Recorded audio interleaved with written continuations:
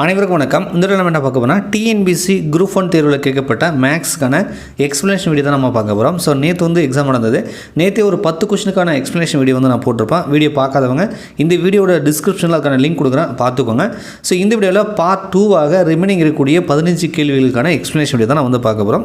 So கேள்விகள் எல்லாம் பார்த்தீங்கன்னா நிறைய டெரிவேஷன் போட்டு வந்து நம்ம வந்து சால்வ் பண்ணி தான் வந்து ஆன்சர் கண்டுபிடிக்கிற மாதிரி சில கொஸ்டின் கேட்டிருக்காங்க. ஒரு சில கொஸ்டின் மட்டும் தான் ரொம்ப ஷார்ட்டாக போடுற மாதிரி இருக்குது. ஸோ எப்படி இருந்தாலும் அதுக்கு நம்ம ஆன்சரை வந்து வர வைக்க முடியுதா அப்படின்றத மேத்தமெட்டிக்கலாக நம்ம அப்ரோச் பண்ணி பார்க்கலாம். இப்போ 95வது கொஸ்டின் பாருங்கள். ஒரு ஆண் 3 பெண்கள் 4 பையன்கள் சேர்ந்து ஒரு குறிப்பிட்ட வேலையை 96 மணி நேரத்தில் செய்கின்றனர். அதே வேலையை 2 ஆண்கள் மற்றும் 8 பையன்கள் சேர்ந்து 80 மணி நேரத்தில் செய்கின்றனர். பின்பு 2 ஆண்கள் மற்றும் 3 பெண்கள் சேர்ந்து அதே வேலையை 120 மணி நேரம் செய்கின்றனர் எனில் 5 ஆண்கள் மற்றும் 12 பையன்கள் அதே வேலையை செய்ய எடுத்துக்கொள்ளும் நேரம் டேஸ் ஆகும் அப்படின்னு சொல்லி வந்து கொடுத்துருக்காங்க. ஓகேங்களா? சரி, இதை எப்படி அப்ரோச் பண்ணலாம்? நம்ம மேக்ஸை நம்ம மேத்தமெட்டிக்கலாக பார்க்கும்போது நம்ம இந்த மென்னு உமன் இந்த பாய்ஸ் வந்து சில்ட்ரன் அது மாதிரி நம்ம வச்சுக்கலாம். ஓகேங்களா? ஸோ வச்சுட்டு இங்கே என்ன சொல்கிறாங்க அப்படின்னா, இங்கே பாருங்கள், ஒரு ஆண், ரைட்டா? அப்போ 1/m அப்படின்னு வச்சுக்கோங்க. இதுனா மென், அதாவது ஆண். அடுத்தது 3 பெண்கள் W, 4 சில்ட்ரன், அப்போ 4 சில்ட்ரனா C அப்படின்னு எடுத்துக்கிட்டேன். ஓகேவா? ஸோ எடுத்துகிட்டு இதுக்கு வந்து என்ன சொல்கிறாங்கன்னா, அந்த 96 மணி நேரத்தில் வேலை செய்கிறேன் நம்மகிட்ட வந்து 1/96 அப்படின்னு எடுத்துக்கிறோம், ரைட்டா? ஸோ இது நம்ம வந்து மேத்தமெட்டிக்கல் அப்ரோச் பண்ணுறதுக்காக நான் என்ன பண்ண போகிறோம் அப்படின்னா, XYZ அது மாதிரி நான் எடுத்துக்கிறேன். ஓகேங்களா? XYZ அது மாதிரி எடுத்துக்கிறேன், மல்டிபிள் பண்ணிக்கிறேன். ஓகேவா? சும்மா அப்படி வச்சுக்கோங்க, பின்னாடி நான் சொல்கிறேன். 2 சைடும் பண்ணுற மாதிரி தான் இருக்கும். அது x/96ன்னு வரும். இப்போதைக்கு அது நம்ம தேவையில்லை. இதை மட்டும் நம்ம, அதாவது லெஃப்ட் சைடை மட்டும் நம்ம வந்து சால்வ் பண்ண போகிறோம், ரைட்டா? சரி, இதே மாதிரி 2வது கொடுத்துருக்காங்க இல்லையா, அதுக்கும் அதே வேலையை 2 ஆண்கள் போட்டிருக்காங்களா, அப்போ 2/m 0 உமன் கொடுக்கல, அப்போ 0/w. ஸோ அடுத்தது சில்ட்ரன் வந்து 8 பேர்னு போட்டிருக்கான், அப்போ 8/c. இதை வந்து நான் ஒய்ன்னு எடுத்துக்கிறேன். இதுக்கு ஈக்குவலாக அவங்க என்ன சொல்கிறாங்க, 80 மணி நேரம் சொல்கிறாங்க. அப்போ 1/80 அப்படின்னு வருது. ஸோ இதே மாதிரி தேர்டுக்கு நான் அது மாதிரி ஈக்குவேஷன் வந்து ஃபார்ம் பண்ணுறேன். ஸோ அப்போ எனக்கு என்ன வருதுன்னா, இதில் அவங்க 2 ஆண்கள் கொடுத்துருக்காங்க, அப்போ இதுக்கு 2/m. உமன் வந்து 3 பெண்கள் போட்டிருக்காங்க, அப்போ 3/w. சில்ட்ரனை பற்றி சொல்லலை, அப்போ 0/c. இதுக்கான வேரியபிள் வந்து இசட்னு எடுத்துக்கிறேன். இதுக்கு வந்து என்ன சொல்கிறாங்கன்னா 120 மணி நேரம் வேலை செய்கிறாங்க அப்படின்றத கொடுத்துருக்காங்க, ரைட்டா? இப்போ நாம் என்ன கண்டுபிடிக்கணும் அப்படின்னா, 5/m, அதாவது எனில் 5 ஆண்கள் அப்படின்றது ஒன்று போட்டிருக்காங்க, உமன் வந்து போடலை, ப்ளஸ் 12c ஈக்குவல் டு என்ன அப்படின்றத நாம் கண்டுபிடிக்கணும், ரைட்டா? சரி, நம்ம கண்டுபிடிக்கிறதுல ஒரு பக்கம் இருக்கட்டும். ஃபஸ்ட்டு நம்ம என்ன பண்ணோம்னா, ஃபஸ்ட்டு நம்ம எடுத்த XYZன்னு ஒரு 3 கொஸ்டின் ஃபார்ம் பண்ணியிருக்கல, ஸோ அதை வந்து நம்ம சால்வ் பண்ண போகிறோம். இதை வச்சுட்டு எப்படின்னா, இந்த எக்ஸை இது கூட மல்டிபிள் பண்ணுறோம். அப்போ நமக்கு என்ன வரும்னா, உங்களுக்கு இந்த வேல்யூவில் வரும்ல, 1x 1 3 1 3x இது மாதிரிலாம் வரும்ல, இந்த வேரியபிளை மட்டும் ஈக்குவல் பண்ண போகிறேன், ரைட்டா? இங்கே பாருங்கள், இது எக்ஸ்ன்னு வந்துடும், ரைட்டா? அடுத்தது இது 2yன்னு வரும், இது 2z வரும். அதை எதுக்கு ஈக்குவல் பண்ணுறோன்னா, இந்த ஈக்குவேஷனில் நம்ம கண்டுபிடிக்க வேண்டிய ஈக்குவேஷன் இருக்கு இல்லையா, அதில் இருக்கக்கூடிய வேரியபிளுக்கு நம்ம ஈக்குவல் பண்ணுறோம். ஸோ அந்த நம்பர் வந்து 5ன்னு கொடுத்துருக்காங்க, 5 ஆண்களை பண்ணுறாங்க. அப்போ இந்த ஆண்களை மட்டும் நம்ம ஒரு ஈக்குவேஷனாக பண்ணுறோம். அதேமாதிரி பெண்கள், அதுக்கப்புறம் சில்ட்ரன், இதை வந்து ஈக்குவேஷனாக பண்ணி நம்ம 10ஆம் வகுப்புலாம் வந்து 2 ஈக்குவேஷன் 3 ஈக்குவேஷன்லாம் கொடுத்தா அதை சால்வ் பண்ணி XYZ எலிமினேஷன் மெத்தட் யூஸ் பண்ணி நம்ம சால்வ் பண்ணோம் இல்லையா, அந்த மாதிரி எலிமினேஷன் மெத்தட் யூஸ் பண்ணி அந்த XYZோட வேல்யூலாம் கண்டுபிடிச்சி நம்ம வந்து இதில் அப்ளை பண்ணி பார்க்கலாம். ஓகேங்களா? சரி, இப்போ இதெல்லாம் உள்ள மல்டிபிள் பண்ணால் என்ன ஆகுது அப்படின்னா, இங்கே பாருங்கள், ஃபஸ்ட்டுக்கு வந்து எக்ஸு, ரைட்டா? 2வது வர்றதுக்கு வந்து 2y, அடுத்தது 2zன்னு வரும், ஈக்குவல் டு அந்த 5 நம்ம இதில் கொடுத்துருக்காங்கல்ல 5 ஆண்கள், அதுக்கு. ஸோ அடுத்தது 3x plus 0y plus 3z equal to 0. ஏன்னா இதில் ஆண்கள் கொடுத்துருக்காங்க, உமன் கொடுக்கல இல்லையா, அதனால் அது 0. அடுத்தது 4x plus 8y plus 0z. அடுத்தது பெண்கள் கொடுக்கல, சரி கொடுக்கல, XYZ சில்ட்ரன் கொடுக்கலையா, 5 ஆண்கள் மற்றும் 12 பையன்கள் அப்படின்னு போட்டிருக்காங்களா. இது வந்து நம்ம கண்டுபிடிக்க வேண்டியது 2 ஆண்கள் மற்றும் 3 பெண்கள் சேர்ந்து அந்த வேலையை செய்கிறாங்க, ரைட்டா? Z equal to 12. ஸோ இதை நான் வந்து சால்வ் பண்ண போகிறேன். எப்படி பண்ண போகிறோம் அப்படின்னா இதை பாருங்கள், இது வந்து 4x + 2y = 12 இருக்குது. இது நம்ம வந்து 2 வந்து காமனாக இது பண்ணிடலாம், 4 காமனாக எடுக்கலாம். அப்போ 4 இது வந்து x + 2y = 3 அப்படின்னு கிடச்சிரும். இது ஈக்குவேஷன் 1, இது ஈக்குவேஷன் 2, இதுதான் ஈக்குவேஷன் 3 அப்படின்னு சொல்லி நம்ம எடுத்துக்கலாம். ஓகேவா? இப்போ ஈக்குவேஷன் 2 அப்படின்றத நீங்கள் பார்த்தீங்கன்னா 3x + 3z = 0ன்னு இருக்குது. ஸோ 0ன்றதுனால நம்ம வந்து ஈஸியாக அதை சால்வ் பண்ண முடியும். ஓகேவா? ரெண்டாவது ஈக்குவேஷனில் வந்து 3x + 3z இருக்குல்ல, இது சால்வ் பண்ணலாம். அது இப்போ இன்னும் எப்படி வரும்னா 3x = -3zன்னு வரும். ரைட்டா? அப்போ நம்ம என்ன பண்ணலாம்னா இது வந்து சால்வ் பண்ணலாம். அந்த 3 கேன்சல் பண்ணலாம். ஸோ x = -z அப்படின்னு சொல்லி வருது. x = -z அப்படின்னு சொல்லி வருது. அப்படி இல்லைனா z = -xன்னு சொல்லலாம். எப்படி சொன்னாலும் ஓகே. z = -x அப்படின்றத நம்ம சொல்லலாம். ஓகேவா? அப்போ ஒன்று வந்து கண்டுபிடிச்சிருக்கிறோம். z-ஓட வேல்யூ -x அப்படின்ற மாதிரி எடுத்துக்கலாம். இதை வந்து நான் கண்டுபிடிச்சிட்டேன். இது என்ன பண்ண போகிறேன் அப்படின்னா இதை போய்ட்டு ஏதாவது ஒரு ஈக்குவேஷனில் சப்ஸ்டிட்யூட் பண்ண போகிறேன். ஓகேவா? ஃப்ரம் ஒன் இருக்கு இல்லையா? ஸோ இங்கே பாருங்கள், x + 2y இங்கே 2z இருக்கு இல்லையா? அந்த அதில் போயிட்டு இந்த z-க்கு பதிலாக இந்த -xன்னு போட போகிறேன். அப்போ என்ன வரும்னா எனக்கு இந்த இடத்துல -2x அப்படின்ற மாதிரி வரும். -2x அப்படின்ற மாதிரி வரும். ஓகேவா? ஸோ என்ன வருது அப்படின்னா இங்கே பாருங்க, இது அப்படியே ஒரு முறை இது பண்ணிக்கலாம். x + 2y அது -2x வருதுன்னு சொன்னோன்னா = 5. இப்போ இதை நம்ம சால்வ் பண்ணுறோம். ஸோ இது என்ன பண்ணுறோன்னா x + 2y - 2x. ஸோ இது நம்ம சால்வ் பண்ணாங்க அப்படின்னா நமக்கு இது -xன்னு வந்துடும். 2y - x = 5 அப்படின்னு வந்துருச்சு. ஓகேவா? இப்போ நான் மூணாவது ஈக்குவேஷன் ஒன்று 4th டேபிள் அடித்து நான் வந்து ரெடி பண்ணி வச்சிருந்தேன். தேர்ட் ஈக்குவேஷன் அது என்ன, x + 2y = 3ன்னு கிடச்சது இல்லையா? அதை எழுதிக்கோங்க. x + 2y இது வந்து தேர்ட் ஈக்குவேஷன் வந்தது இல்லையா? x + 2y = 3 அப்படின்னு சொல்லி வந்தது இல்லையா? மூணாவது ஈக்குவேஷன் அதுதான். இப்போ இந்த ரெண்டு ஈக்குவேஷன்லேருந்து ஏதாவது ஒன்று கேன்சல் பண்ணணும். எக்ஸை கேன்சல் பண்ணாலும் ஓகே, 2y - x இது +xன்னு இருக்குது. அப்படியே ஆட் பண்ணால் கூட கேன்சல் ஆகும்னு நினைக்கிறேன். அப்படியே ஆட் பண்ணோம்னா -xம் +xம் கேன்சல் ஆகும். 4y = 5 3 8ன்னு வருது. ஸோ ஒய்யை மட்டும் வச்சுட்டு 4 இந்த பக்கம் போனால் அது வகுத்தல் 4 வரும். 1 4 2 8 y = 2ன்னு கிடச்சிருச்சு. y = 2 அப்படின்ற மாதிரி நமக்கு கிடைக்கிது. ரைட்டா? இது நீங்கள் சப்போஸ் எக்ஸை எலிமினேட் பண்ணாமல் ஒய்யை எலிமினேட் பண்ணால் வேறு வேரியபிள் கிடைக்கும். ஓகேவா? ஸோ இப்போ y = 2ன்னு கிடச்சிருக்கு. y = 2. இதுக்கு முன்னாடி ஒன்று கிடச்சது என்ன அப்படின்னா x z = -xன்னு ஒன்று கண்டுபிடிச்சி வச்சுருந்தோம். z = -xன்னு கண்டுபிடிச்சி வச்சுருந்தோம் இல்லையா? ஸோ இப்போ என்ன பண்ணலான்னா இன்னும் ஒன்று கண்டுபிடிக்கணும். எது? z = -x அப்படின்னு சொல்லி நம்ம வச்சுருக்கிறோம். 4th y = 2 அப்படின்னு கிடச்சிருக்கு. அப்போ y = என்னன்னா நமக்கு இங்கே x + 2y third equation 2y = 3ன்னு இருக்கா? இப்போ ஒய்யோட மதிப்பு 2ன்னு கிடச்சதுனால இந்த இதில் சப்ஸ்டிட்யூட் பண்ணி பார்க்கலாம். அப்போ எக்ஸு இங்கே ஒய்க்கு பதிலாக 2 போட்டிங்கன்னா 4 = 3. அப்போ x = 3 இந்த 4 இந்த பக்கம் எட்டுன்னு போங்க. அப்போ -4ன்னு வரும். ஸோ அப்போ என்ன வரும் அப்படின்னா x = -1ன்னு கிடைக்குது. x = -1, y = 2. நம்ம ஏற்கனவே z -xன்னு நம்ம எடுத்துருந்தோம், கண்டுபிடிச்சி வச்சுருந்தோம். அப்போ அதில் போய் நம்ம போடும்போது அது ஏற்கனவே மைனஸ்க்கிறதுனால இந்த மைனஸும் அந்த மைனஸும் ப்ளஸ் ஆகிடும். ஸோ அப்போ z = 1ன்னு வந்துடும்.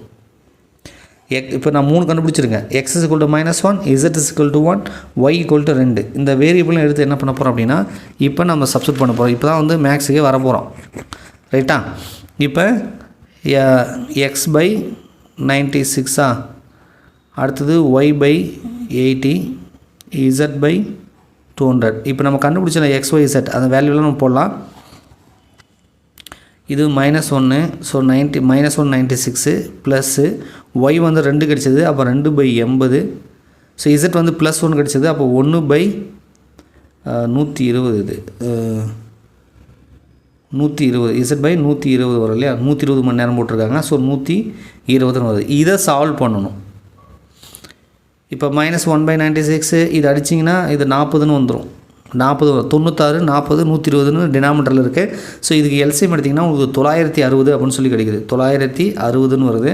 மேலே பார்த்தீங்க அப்படின்னா இதை 10ஆல் மல்டிபிள் பண்ணியிருப்போம். ஸோ அதனால் -10ன்னு வரும். இதை வந்து 24ஆல் மல்டிபிள் பண்ணியிருப்பேன். அங்கே எதுவுமே இல்லை. ஸோ அதனால் 1க்கு தான் அர்த்தம். அப்போ 24 வரும். இதை 8ஆல் மல்டிபிள் பண்ணியிருப்பேன். ஸோ அதனால் 8ன்னு வரும். இப்போ -10 + 24 + 8 / 960ன்னு கிடச்சிருக்கு. இப்போ இந்த -10 + 24 + 8 சிம்பிளிஃபை பண்ணிங்கன்னா 22 அப்படின்னு சொல்லி கிடைக்கும். 22 கீழே வந்து 960 அப்படின்னு கிடைக்கும். இதை வந்து 2ஆம் வாய்ப்பில் அடிக்கலாம். 960 2ஆம் வாய்ப்பில் அடிக்கலாம். 1 2 2 இது ஒரு 2 11 2 வருமா, 11 2 இந்த 960 அடிச்சிங்கன்னா 480ன்னு வருது. 11/480 அப்படின்னு சொல்லி வருது. ஆக்சுவலாக இது டைம் அண்ட் ஒர்க்குன்றதுனால நம்ம ரெசிப்ரோக்கல் தலைகளாக எடுத்துக்கலாம். அப்போ தான் கரெக்டாக இருக்கும். ஸோ 480/11 480/11 11ஆல் வகுக்கணும். அப்படி எத்தனை 11 இருக்குன்னா உங்களுக்கு பார்த்தீங்கன்னா 43 11க்கும் மீதி வந்து 7 வரும். அப்போ 7/11 43 7/11 வரும். 43 × 11 போட்டிங்கன்னா 473 வருது. 473னா மீதி 7 இருக்கு இல்லையா, அப்போ 7 இது கலப்பு பின்னத்தில் எழுதுகிறோம். 43 7/11 வருது. ரைட்டா. ஸோ இந்த ஆப்ஷன் வந்து பார்த்திங்கன்னா உங்களுக்கு சி ஆப்ஷன் கொடுத்துருக்காங்க. ஸோ இவ்வளோ பெரிய சம போடணுமான்னா போட்டு தான் ஆகணும். ஸோ இது அந்த எக்ஸாம் டைமில் நமக்கு டைம் இருக்காது. ஏன் இவ்வளோ பெரிய கேள்வி கேட்குறாங்கன்னு தெரியல. இப்போ நம்ம போட்டதே கிட்டத்தட்ட ஷார்ட்கட் மெத்தட் தான். நீங்கள் இது இன்னும் மேத்தமெட்டிக்கலாக நீங்கள் ட்ரைவ் பண்ணிங்கன்னா இன்னும் வந்து அது பெருசாக போகும். ஓகேவா. சரி, இந்த மாதிரி கணக்கெல்லாம் ஏதாவது குத்து மதிப்பாக தான் போட்டிருப்பாங்க. சி ஆப்ஷன் ஆனால் மேத்தமெட்டிக்கலாக அப்ரோச் பண்ணால் சி ஆப்ஷன் வந்து கரெக்டாக இருக்குது. ஒரு செவ்வகத்தின் மூலைவிட்டமானதன் குறுகிய பக்கத்தின் 3 மடங்காக உள்ளது எனில் செவ்வகத்தின் நீளம் மற்றும் அகலத்தின் விகிதம் என்ன அப்படின்னு சொல்லி வந்து கேட்குறாங்க. ஸோ அப்போ என்ன சொல்ல வராங்கன்னா, மூலைவிட்டம் D என்பது நம்ம 3B, அதாவது இப்படி வச்சுக்கோங்களேன். இது D, இது லென்த்துன்னு சொல்லுவோம், இது Bன்னு சொல்லுவோம், அதாவது பெர்த்து அப்படின்னு உயரம், அது மாதிரி வச்சுக்கோங்க. ரைட்டா.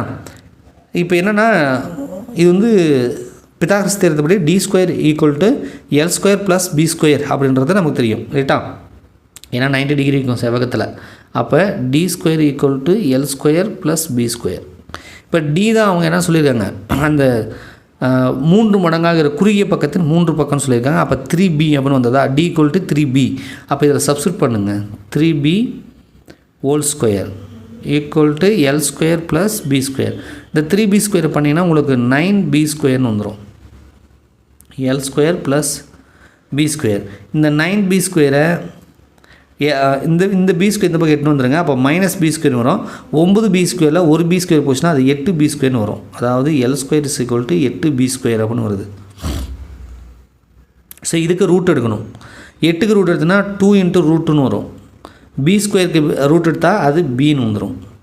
அப்போ Lன்றது நமக்கு கிடைச்சிருச்சு. Lன்றது நமக்கு கிடைச்சிருச்சு.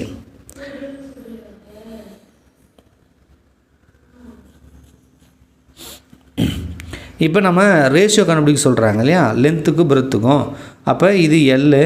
ஸோ இப்போ நீங்கள் L/Bன்னு போட்டிங்கன்னா என்ன வரும், L/B ரேஷியோ மாதிரி போடலாம். நம்ம இது பண்ணிக்கலாம். 2√2B அப்படின்னு வந்தது. ஸோ இங்கே B போட்டிங்கன்னா இந்த B கேன்சல் ஆயிரும். ஸோ அப்போ என்ன வருதுன்னா 2√2/1ன்னு வருது. அப்போ இது ரேஷியோ எழுதும்போது 2√2:1ன்னு வரும். 2√2:1ன்னு வரும். 2√2:1னா இங்கே D ஆப்ஷன் இருக்குது. ஸோ D ஆப்ஷன் சரியாக இருக்கும்.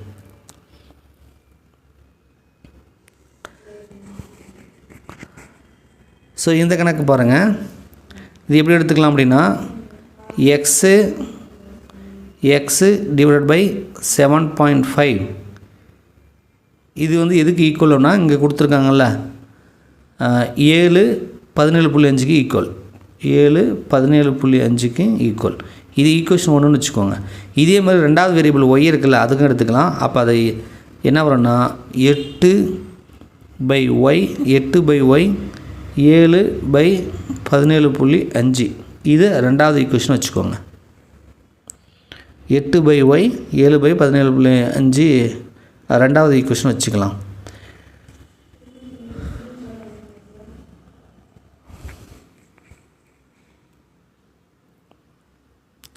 ஸோ ஃபஸ்ட்டு ஈக்குவேஷன்லேருந்து பார்த்தீங்க அப்படின்னா நம்ம எக்ஸோட வேல்யூவை கண்டுபிடிக்கலாம்.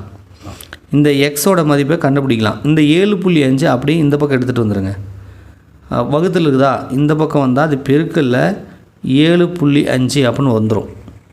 அப்போ மேலே என்ன கிடைக்குன்னா 7 × 7.5 அப்படின்னு வருது. 7 × 7.5னா 52.5 52.5 வரும். கீழே ஏற்கனவே 17.5 இருக்குது. அப்போ 52.5 கீழே வந்து 17.5.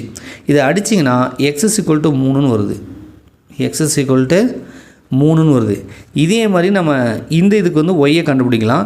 இந்த ஒய் வந்து வகுத்தில் இருக்கிறதுனால இது இந்த பக்கம் எட்டு வந்துடுங்க. அப்போ ஒய் இங்கே வந்துடும். இந்த 7/17.5 இந்த பக்கம் எட்டு வந்துன்னா இந்த 17.5ன்றது மேலே வரும் பெருக்கல்ல, 7ன்றது கீழே வரும். அப்போ 8 × 17.5 / 7 வருது. 8 × 17.5 பெருக்கினீங்கன்னா 140ன்னு வருது. 140/7ன்னு வருது. 140/7னா 140 வந்து நீங்கள் 7ஆல் வகுக்கணும். அப்படி வகுத்தீங்க அப்படின்னா 20ன்னு வருது. ரைட்டா? அப்போ y = 20. இப்போ y = 20 அப்படின்னு வருது. x = 3ன்னு ஒன்று கண்டுபிடிச்சிட்டேன் ஃபஸ்ட் ஈக்குவேஷன் படி. ரெண்டாவது ஈக்குவேஷன் படி y = 20ன்னு வருது. x = 3, y = 20ன்னு வருது. ரைட்டா? அப்போ x y அப்படின்னு கேட்குறான். அப்போ 3:20. இதை சிம்பிளிஃபை பண்ண முடியாது. அப்போ 3:20ன்றதா விடை. ஸோ 3:20ன்றது சி ஆப்ஷனில் இருக்குது.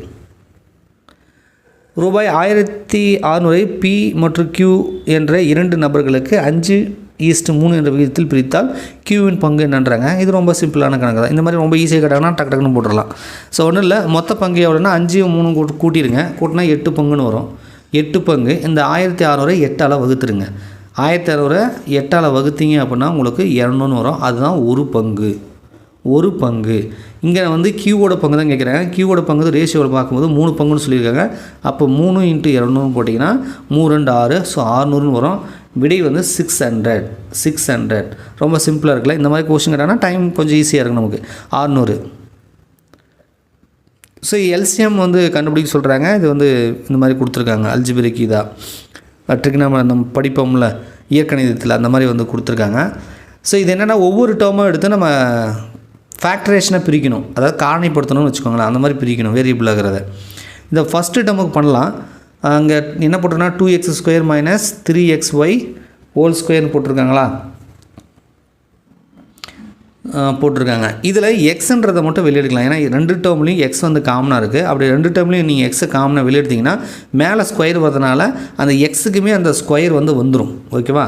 அப்போ ஃபஸ்ட்டு டேர்முக்கு என்ன வருதுன்னா x² × 2 ஒரு எக்ஸை எடுத்துட்டேன். அப்போ ஒரு எக்ஸ் தான் இருக்கும். மைனஸ் எக்ஸை வெளியே எடுத்ததுனால 3y இருக்கும். மேலே ஸ்கொயர் இருக்கும்.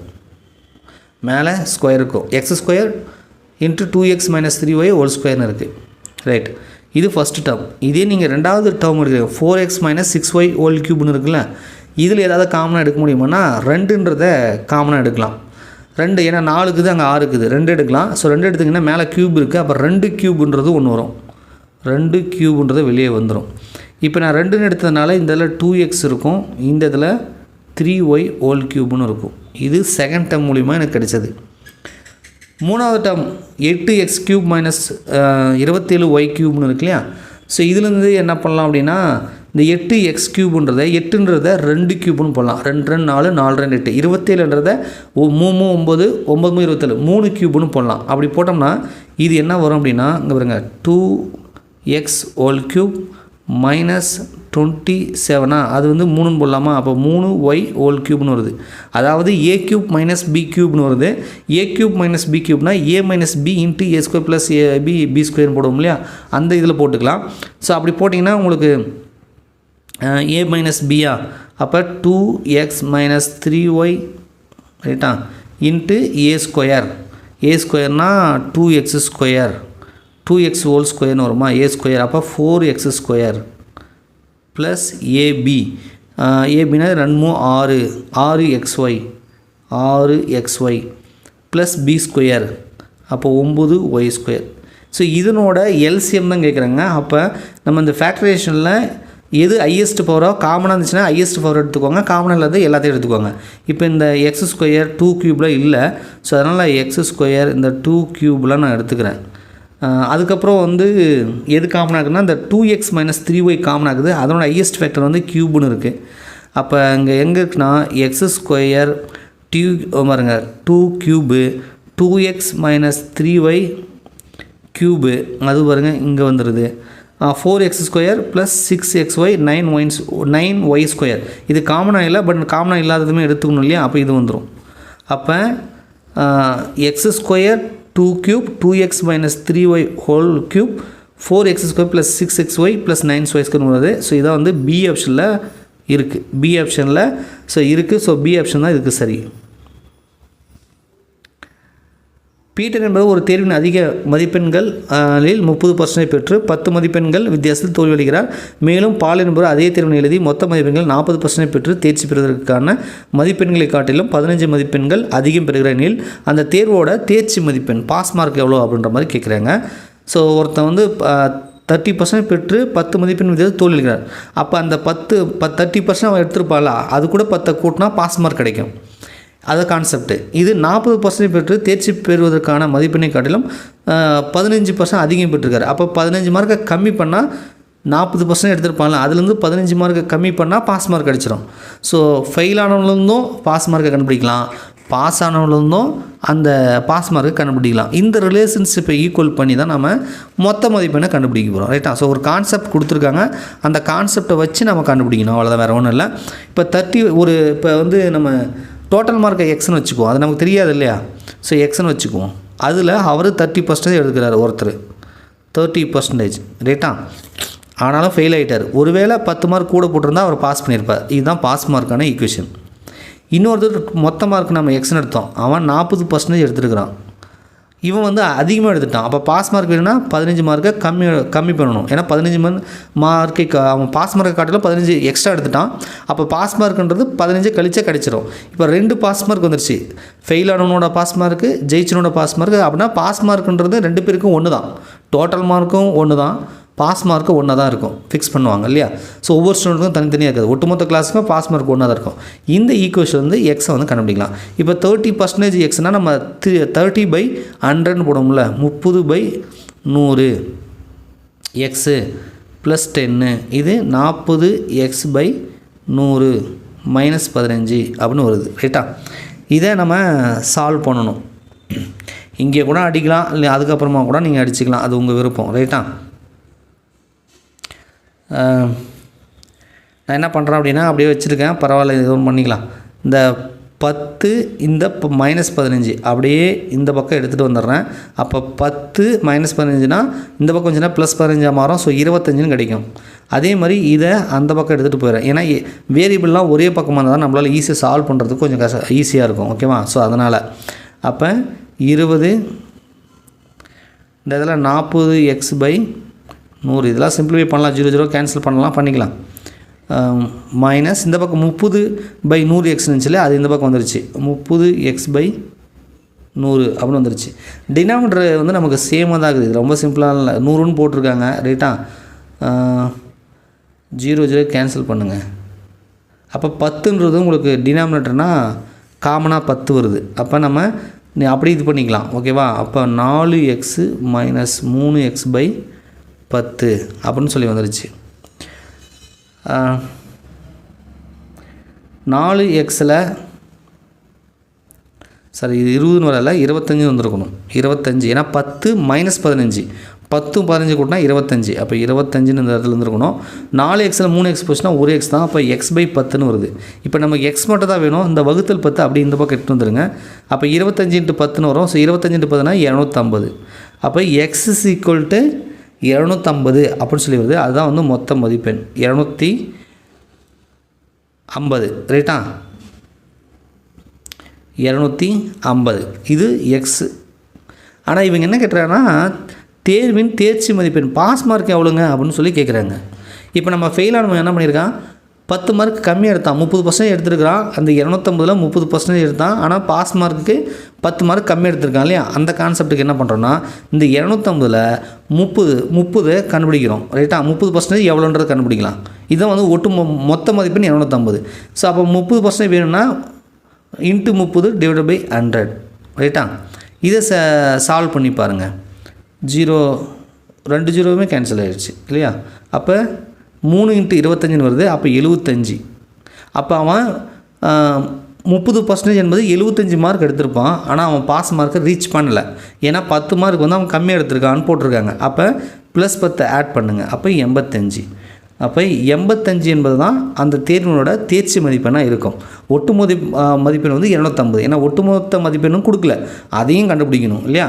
ஸோ அப்போ அவங்க கொடுத்துருக்கிற கான்செப்ட் வந்து ஒருத்தன் தோல்வி அடைஞ்சவன், ஒருத்தன் பாஸ் பண்ணுவேன்.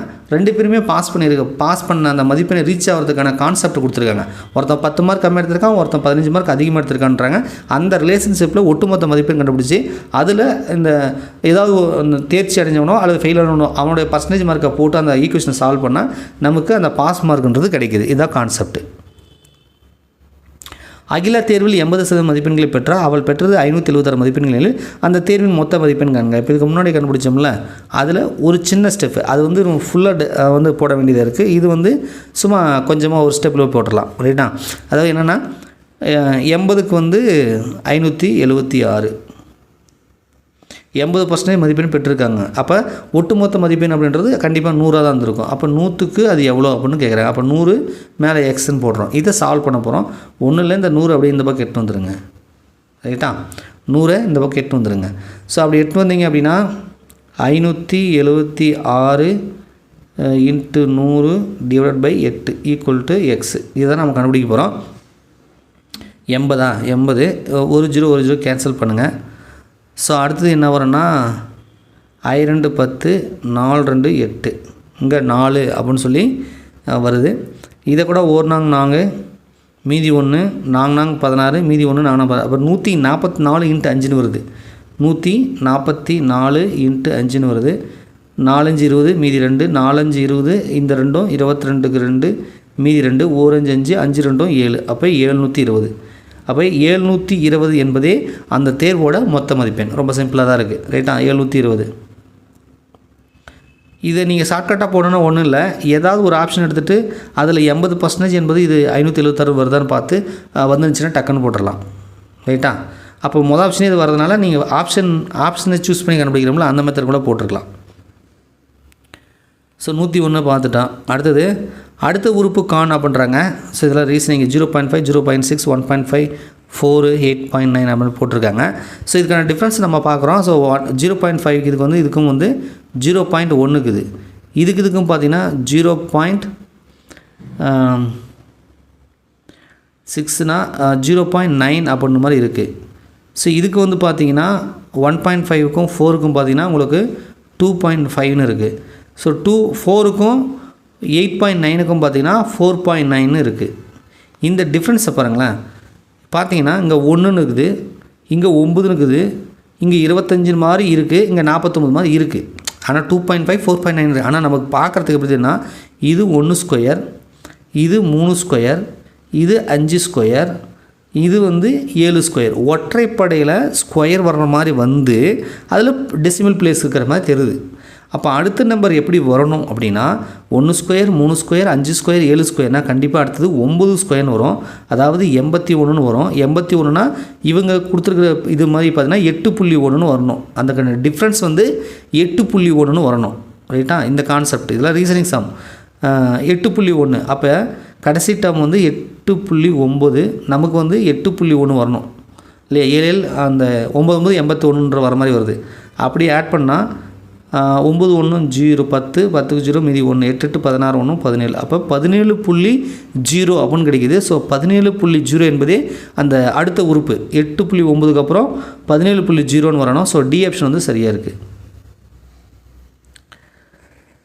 ABCDE மற்றும் F ஆகியோர் ஒன்றுவிட்ட சகோதரர்கள். அவர்களில் எந்த இரு சகோதரர்களும் ஒத்த வயதினர் அல்ல, ஆனால் அனைவருக்கும் பிறந்த தினம் சமம்.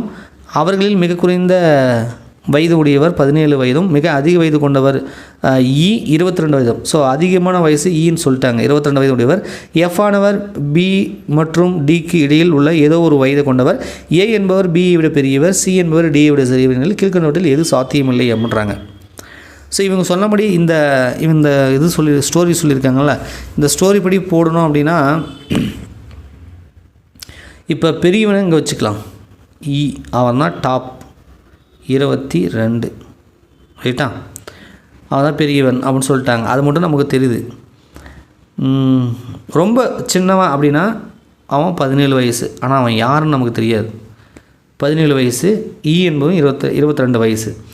எஃப் ஆனவர் பிக்கும் டிக்கும் இடையில் இருக்கிறார். எஃப் ஆனவர் பிக்கும், ஒரு எஃப் போடுங்க, பிக்கும் டிக்கும் இடையில் இருக்கிறார் ரைட்டா. எஃப் ஆனவர் பிக்கும் டிக்கும் இடையில் இருக்கிறார். ஒரு கான்செப்ட் வந்துருச்சு. இடையில் உள்ள ஏதோ ஒரு வயது கொண்டவர், எஃப் ஆனவர் ஏதோ ஒரு வயசுன்றாங்க, அது ஓகே. இடையில் உள்ள ஏதோ வயது கொண்டவர். ஏ என்பவர் பியை விட பெரியவர். ஏ என்பவர் பியை விட பெரியவர். ஸோ அப்போ இது இதோட பெரியவர். சி என்பவர் டியை விட பெரியவர். ஸோ சி என்பவர் டி விட பெரியவர்னால் ஒன்று இங்கே போடலாம், அல்லது இப்படியே கூட போடலாம். எங்கேயோ இந்த இதில் ஏதோ ஒரு இடத்துல வரும் ரைட்டா. இப்போது இப்படி வச்சுக்குவோமே, சி என்பவர் இங்கே வரான்னு வச்சுக்குவோம். அவர் பெரியவர், ஆனால் யாரை விட சின்னவர் சொல்லலை. இதுதான் இதில் என்னென்னா, இந்த ஸ்டேட்மெண்ட்டில் அவர் சி என்பவர் டியை விட பெரியவர்னு சொன்னாங்களே வழியா, அதுக்கு மேலே இவர் இன்னொருத்தர் 2-3 பேர் இருக்கிறாங்களா, அவங்கள விட ஏதாவது சின்னவங்களா அப்படின்றத மென்ஷன் பண்ணாமல் விட்டுட்டாங்க. அப்போ சி நம்ம டிக்கு இந்த பக்கம் போடலாம், ஆனால் அது டிக்கு இந்த பக்கம் போட்டாலும் அவர் பெரியவர் தான், எஃப்க்கு இந்த பக்கம் போட்டாலும் பெரியவர் தான், நீங்கள் இந்த ஏக்கு அப்புறம் போட்டாலுமே பெரியவர் தான். ஆனால் அவர் எந்த இடத்துல வருவாருன்றது எக்ஸாக்டாக அவங்க மென்ஷன் பண்ண கிடையாது. ஓகேவா? சரி, எப்படி இருந்தாலும் சி என்பவர் டிக்கு இந்த பக்கம் தான் வருவார், ஏன்னா டியை விட அவர் பெரியவர். சி என்பவர் டியை விட பெரியவர்னு வந்துருச்சு. நான் ஒரு பேச்சுக்காக அங்கே போட்டுக்கிறேன். ஓகேவா? இதெல்லாம் கிரேட்டர் தென், இதுவும் லெஸ் தென், அதாவது இதோட பெருசுன்ற மாதிரி வருது. அப்போ இந்த ரிலேஷன்ஷிப்பில் நம்ம பார்க்கும்போது யார் ரொம்ப பெரியவங்கன்னா 22 அவனே கொடுத்துட்டான். இதில் யார் ரொம்ப சின்னவங்க அப்படின்னா அது டி. மற்றவங்களை பற்றின தெளிவான புரிதல் இந்த சி எக்ஸாக்டாக மென்ஷன் பண்ணாதனால நமக்கு சொல்லலை. ஆனால் இந்த ரிலேஷன்ஷிப்பை பார்க்கும்போது டி மட்டும் தான் சின்னவன் தெரியுது. ஸோ டியோட வயசு நம்மளால் எக்ஸாக்டாக 17ன்னு சொல்ல முடியும், ஏன்னா இங்கே 17ன்னு போட்டிருக்கு. இப்போ 4 ஆப்ஷனை பார்க்கும்போது டி என்பவரின் வயது 20ன்னு போட்டு வச்சுருக்கானுங்க. ஆனால் டி என்பவரின் வயது 20 கிடையாது. இந்த ரிலேஷன்ஷிப் படி எக்ஸாக்டாக உறுதியாக நம்மளால் சொல்ல முடியும், இது சாத்தியமே கிடையாது. டி தான் 17. அப்போ இதுதான் சாத்தியம் இல்லை, ஏ ஆப்ஷன். ஏன்னா டி 17 வயசுன்றதை இவங்க சொல்லக்கூடிய இந்த கான்செப்டில் நமக்கு கிடைக்குது. ஓகேவா? மீதியெல்லாம் F18 F20 போட்டிருக்காங்கல்ல, அதெல்லாம் வரலாம். அது நமக்கு தெரியாது, சிஏவோட எக்ஸாக்ட் பிளேஸ் தெரியாதனால மேபி அதெல்லாம் வரத்துக்கு வாய்ப்பு இருக்குது. இது மட்டும் சாத்தியம் இல்லை ரைட்டா. இந்த கொஷின்லாம் பார்த்தீங்கன்னா இவங்க எடுத்த கொஷின்லாம் நிறைய எஸ்எஸ்சியிலேருந்து சிஜிஎல்லேருந்து அங்கங்கே எடுத்திருக்காங்க. அதில் இந்த கொஷினோட அப்படியே கேட்காம கடைசியில் இந்த ஒரு லைன் அரை லைனை மட்டும் மாற்றி விட்ருக்காங்க. இதெல்லாம் போய் நெட்டில் தேடினீங்கன்னா இருக்குது கொஷினு, ஆனால் எக்ஸாக்டாக அப்படியே காப்பி பேஸ்ட் பண்ணாமல் அவங்க வேறு மாதிரி ஆன்சர் போட்டிருக்காங்க, இவங்க வேறு மாதிரி அந்த கொஷினோட முடிவுகள் எண்டிங்கை கண்டுபிடிக்கிறத மட்டும் மாற்றி வச்சுருக்காங்க. மற்றபட்டுக்கு பெருசாக ஒன்றும் இவங்க மாற்றலை. ஓகேவா? ஸோ அதனால் இதுக்கு ஏ ஆப்ஷன் தான் சரி. ஒரு பகடையில் 2க்கு அருகில் 3, 5, 6 உள்ளதெனில் கீழே கொடுக்கப்பட்டுள்ள கூற்றில் உறுதியான உண்மை எது அப்படின்னா எது சரின்னு கேட்குறான். அது உறுதியாக எது சரி அப்படின்ற மாதிரி கேட்குறாங்க. ஸோ கேள்விகளே பார்த்தீங்கன்னா நம்மளால் எக்ஸாக்டாக கொஷின் இது தான் கேட்குறாங்க, இல்லை எக்ஸாக்டாக அவங்க இது தான் கொடுத்துருக்கான்றது இல்லாமல் எல்லாமே ஒரு டவுட்டில் கொடுக்குறது. இப்படிக்குமா அப்படிக்குமா, உறுதியாக சொல்லுங்கள், உறுதியாக இல்லாத எப்படிக்கும், அதுக்கான பாசிபிலிட்டி நிறையா கொடுத்துட்டு அதில் ஏதாவது ஒன்று மட்டும் நீங்கள் உறுதியாக சொல்லுங்கள் அப்படின்ற மாதிரி கேட்டு வச்சுருக்காங்க. ஓகேங்களா? சரி, இப்போ இவங்க என்ன சொல்ல வராங்கன்னா 2க்கு அருகில் என்ன இருக்குது அப்படின்னா 3, 5, 6 இருக்குது. அப்போ 2க்கு ஆப்போசிட் இப்போ இந்த 3, 5, 6 கண்டிப்பாக அருகில் இருக்கிறதுனால ஆப்போசிட்டாக வரதுக்கான வாய்ப்புகள் இல்லை. அப்போ 2க்கு ஆப்போசிட் எது வரும் அப்படின்னா 1, 4 வரலாம், அல்லது 1 வரலாம். 2க்கு ஆப்போசிட் 4 வரலாம் ரைட்டா, அல்லது 1 வரலாம். ஆனால் எந்த காரணத்து கொண்டும் 4, 1 ஆப்போசிட்டாக வரதுக்கு வாய்ப்பு இல்லை. 4, 1 ஒன்றுக்கு ஒன்று ஆப்போசிட்டாக வாய்ப்பு இல்லை. ஏன்னா 4க்கு ஆப்போசிட் 2 வரலாம், அல்லது 1 2ன்றது 4க்கும் அல்லது 1க்கும் தான் ஆப்போசிட் ஆகும். ஆனால் எக்காரணத்தை கொண்டும் 4, 1 ஆப்போசிட்டாக வரதுக்கான பாசிபிலிட்டி இல்லை இவங்க சொன்ன கூற்றுப்படி. அப்போ 4, 1 அருகில் இருக்கிறது தான் வாய்ப்புகள் இருக்க வழியே ஆப்போசிட்டாக வாய்ப்புகள் இல்லை. அப்போ எது உறுதியான உண்மைன்னா 1க்கு அருகே 4 உள்ளது அல்லது 4க்கு அருகே 1 உள்ளது. ஸோ 2 வந்து அட்ஜசன்ட், அதாவது அருகில் இருக்கதான் வாய்ப்பு இருக்கோம் இல்லையா, ஆப்போசிட்டாக இருக்கிறதுக்கான வாய்ப்புகள் இல்லை. ஸோ அதனால் வந்து இதுக்கு வந்து நம்ம பி ஆப்ஷன் வந்து கொடுக்குறோம். ஓகேவா, பி ஆப்ஷன். 5 பெண்கள் ஒரு வரிசையில் அமர்ந்திருக்கிறார்கள். ரோசி என்பவர் சிவநந்தினி மற்றும் அபிக்கு அருகில் இல்லை. அனுராதா சிவநந்தினிக்கு அருகில் இல்லை. ரோசி மோனிகாவிற்கு அருகில் இருக்கிறாள். மோனிகா வரிசையில் நடுவில் இருக்கிறாள். பின்னர் அனுராதா பின்னூற்றில் யாருக்கு அருகில் இருக்கிறாள் அப்படின்றாங்க. ஸோ இவங்க சொல்கிற இந்த இதெல்லாம் போடும்போது எப்படி வருதுன்னா, அனுராதா அணுன்றது இங்கே வருது, அனுராதா ரோசி. ஸோ இந்த இடத்துல வந்து மோனிகா, அடுத்தது சிவநந்தினி, ஸோ அடுத்தது அபி அப்படின்னு சொல்லி வருது.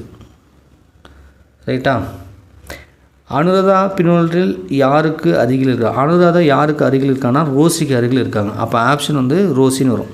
எப்படி சார் இது போட்டிங்க அப்படின்னா, இவங்க சொல்கிற கான்செப்ட்லாம் வச்சு பார்க்கணும். ரோசி என்பவர் சிவநந்தினி மற்றும் அபிக்கு அருகில் இல்லை. ரோசி என்பவர்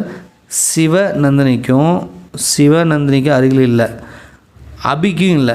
ரைட்டா, இடையில் வந்து 3 கேட்குறாங்க. கரெக்டாக வந்துருச்சா. அனுராதா சிவநந்தினிக்கு அருகில் இல்லை, அனுராதா சிவநந்தினிக்கு அருகில் இல்லை, ஏன்னா பக்கத்தில் ரோசி இருக்காங்க. ரோசி மோனிகாவுக்கு அருகில் இருக்கிறார். ரோசிக்கு வந்து அருகில் வந்து மோனிகா இருக்கிறார். அப்புறம் ரோசிக்கு பக்கத்தில் நான் மோனிகா தான் போட்டிருக்கேன், அருகில் இருக்கிறார். மோனிகா வரிசையில் நடுவில் இருக்கிறார். மோனிகா தான் நான் வந்து நடுவில் போட்டிருக்கிறேன். இந்த பக்கத்தில் இந்த சிவா அபிநய இந்த பக்கம் போட்டிருக்கேன். அருகில் இருக்கிறார், நடுவில் இருக்கிறாள். பின்னர் அனுராதா பின்னொன்றில் யாருக்கு அருகில் இருக்கிறான்னு அப்படின்போது இந்த கான்செப்டை வச்சு போடும்போது இந்த சீக்வன்ஸ் தான் வருது இந்த ஆர்டரில். அப்போ இந்த அனுராதா அப்படின்றவங்க வந்து ரோசிக்கு பக்கத்தில் இருக்கிறாங்க. ஓகேவா, ஸோ அப்படி தான் வரும். நீங்கள் இந்த போட்டு பார்த்தீங்கன்னா உங்களுக்கு தெரியும். ஓகேவா, ஸோ ஏ ஆப்ஷன் வந்து சரியாக இருக்குது. ஸோ அடுத்தது வந்து மேக்ஸ் கீழே கேட்டிருக்காங்க, அதையும் பார்த்துக்கலாம். அடுத்தது 187வது கொஸ்டின். 8 நபர்கள் ஒரு நாளைக்கு 9 மணி நேரம் வேலை செய்தால் ஒரு வேலையை 20 நாட்கள் முடிப்பார். அதே வேலையை 12 நபர்கள் ஒரு நாளைக்கு 10 மணி நேரம் வேலை செய்தால் எத்தனை நாட்கள் முடிப்புன்றாங்க. ஸோ டைம் அண்ட் ஒர்க்கு தான். ஸோ இப்போ நம்ம போடும்போது எப்படின்னா 8 × 9 × 20 ஒரு வேலை, அப்போ டிவைட் பை 1. இந்த பக்கம் 12 × 10, அது நமக்கு தெரியாது இல்லையா, எத்தனை நாளில் செய்வாங்க தெரியாது, அதே வேலைன்ட்டாங்க. அப்போ இதுக்கும் 1. இப்போ எக்ஸை மட்டும் வச்சுட்டு இந்த 12 × 10 இருக்கு இல்லையா, அது இந்த பக்கம் 8 வந்துருங்க. 12 × 10. ரைட்டா, ஸோ இதை தான் அடிக்க முடியுமா அப்படின்னு பார்த்தா 1 10 10 2 10 20, 2 8 3 12, 1 3 3 3 9. அப்போ 2 × 3 3 × 2ன்னு வருது. அப்போ 2 6 6 2 12. அப்போ எக்ஸஸ் ஈக்குவல் டு 12ன்னு வருது. ரொம்ப சிம்பிளான ஒரு கணக்கு, 12 நாட்கள் அப்படின்னு வருது. ரொம்ப கஷ்டமாகவும் கேட்டிருக்காங்க, ரொம்ப ஈஸியாகவும் கேட்டிருக்காங்க. ஸோ இந்த கணக்கு 12 நாட்கள் டி ஆப்ஷன் வருது. ஆரம் வந்து 3.5 சென்டிமீட்டர் உடைய 3 வட்டங்கள் எடுக்கப்பட்டு அவற்றில் ஒவ்வொரு வட்டமும் மற்ற 2 வட்டங்களை தொடுமாறு அமைக்கப்படுகிறது எனில் அவ்வட்டங்களுக்கு இடைப்பட்ட பகுதியின் பரப்பளவு என்ன அப்படின்றாங்க. ஸோ இது வந்து அப்சர்வ் பண்ணணும். நம்ம அந்த வட்டங்கள் எப்படி இருக்கும் அப்படின்றத நம்ம அப்சர்வ் பண்ணணும். ஸோ அப்படி பண்ணும்பொழுது எப்படி இருக்குன்னா இந்த மாதிரி வருது, ஒவ்வொன்றும் தொடுது. இந்த வட்டம் இதை தொடுது, இந்த 2 வட்டமும் இன்னொரு வட்டத்தை தொடுது, 3 வட்டமும் ஒன்றுக்கு ஒன்று டச் ஆகிருக்கு. இதனோட ரேடியஸ் பார்த்தீங்கன்னா உங்களுக்கு அவங்களே கொடுத்துட்டாங்க 3.5ன்னு சொல்லிட்டாங்க. அப்போ இதுக்கு ஒரு நான் ட்ரையாங்கல் மாதிரி இப்படி ஃபார்ம் பண்ணுறேன். ஓகேவா, ஸோ ட்ரையாங்கல் மாதிரி ஃபார்ம் பண்ணும் பொழுது இந்த இடைப்பட்ட, இப்போ நான் ஷேர் பண்ணுறேன் இல்லையா, இந்த இடைப்பட்ட பகுதியோட பரப்பளவு தான் கேட்குறாங்க.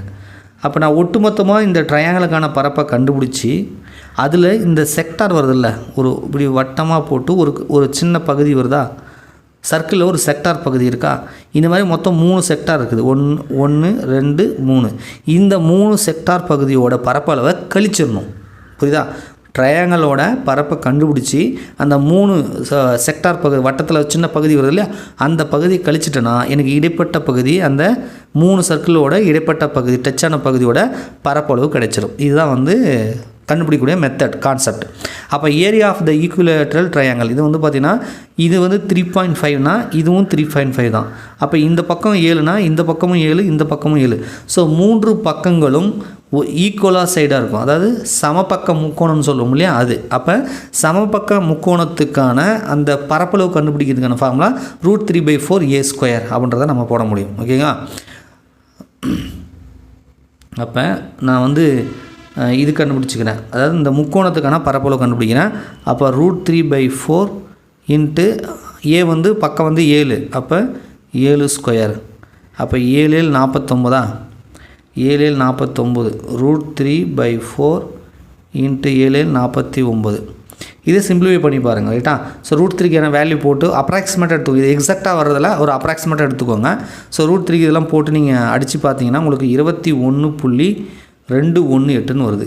21.218 இது ஒரு பக்கமாக வச்சுக்கலாம். 21.218 இது வந்து அந்த முக்கோணத்துக்கான பரப்பளவு. இப்போ அந்த வட்டத்தில் சின்ன சின்ன செக்டார் இருந்தது இல்லையா, அதன் பரப்பளவு கண்டுபிடிச்சி கழிச்சிடணும். அப்போ அது எப்படி வருதுன்னா πr² வட்டத்தின் பரப்பளவு அந்த செக்டார் தீட்டா குறிப்பிட்ட பகுதி தான் இல்லையா, அப்போ டிவைட் பை 360. ஸோ இதை கண்டுபிடிக்கிறோம். இப்போ 22/7ன்றது பையோட மதிப்பு, r²ன்றது ஆறுன்றது ரேடியஸு 3.5 ஹோல் ஸ்கொயர்னு வரும். தீட்டான்றது எவ்வளோ சார் வரும்? அப்போ இதுக்கு தீட்டான்னா 60ன்னு வருது. எப்படி சார் 60ன்னு போட்டிங்க அப்படின்னா இது வந்து சமபக்க முக்கோணம் வந்தது இல்லையா, அப்போ சமபக்க முக்கோணம்னா அந்த 3 கோணங்களும் ஈக்குவலாக இருக்கும். அப்போ 3 கோணம் ஈக்குவலாக இருக்கணும். ஆனால் முக்கோணத்தில் 3 கோணங்களின் கூடுதல் 180 டிகிரின்னு வருது. 3 கோணங்கள் உட்கோணங்களின் கூடுதல் 180 டிகிரி தான் வரும். அதுதான் வந்து ட்ரையாங்கிளுக்கான ஒரு கான்செப்ட். ஓகேவா? அப்போ 3 பக்கமும் ஈக்குவலாக இருக்கணும்னா 3×6 = 18. அப்போ ஒவ்வொரு கோணமும் 60 இருந்தால் தான் 3 பக்கமும் சமமான கோணம். சமமான கோணம் ஏன் சார் இருக்கணும்னா அது சமமான பக்கமாக இருக்குது. கான்செப்ட் அப்படி பிடிக்கிறாங்க. அப்போ தீட்டா மதிப்பு 60ன்னு வந்துடுது.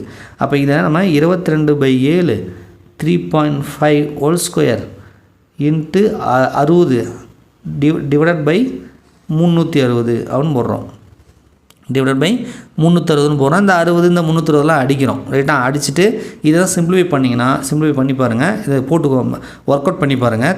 அதாவது 22/7 into 3.5 whole square into 60 divided by 360 போட்டு சிம்பிளிஃபை பண்ணி பாருங்கள். 6.417ன்னு வருது. இது வந்து 6.417 ரைட்டா. இது ஒரு செக்டாருக்கு, ஒரு சர்க்கிளோட ஒரு குட்டி பகுதிக்கு. ஆனால் நமக்கு 3 சர்க்கிள் வருது. அப்போ அந்த 3 சர்க்கிளுமே ட்ரையாங்கிளை வெட்டி இருக்குது. அப்போ இதனோட இதுக்கு வந்து நம்ம 3 சர்க்கிளுக்கான பரப்பு வேணும்னா அந்த செக்டார் பகுதி வேணும்னா 3 × 6.417 போட்டுக்கலாம். அப்படி போட்டால் நமக்கு என்ன வருதுன்னா 19.25 வருது. 19.25. இப்போ ட்ரையாங்கிளோட பரப்பு 21.218ன்னு கண்டுபிடிச்சேன். அந்த செக்டரோட 3 செக்டரோட பகுதி பரப்பளவு வந்து 19.25ன்னு கண்டுபிடிச்சிட்டேன். இதை 2 கழிச்சோம்னா அந்த 3 சர்க்கிளும் வெட்டி அந்த சென்டரில் ஒரு சின்ன பகுதி இருந்துச்சு இல்லையா, அதனோட பரப்பை நம்ம கண்டுபிடிச்சிடலாம். ஓகேங்களா?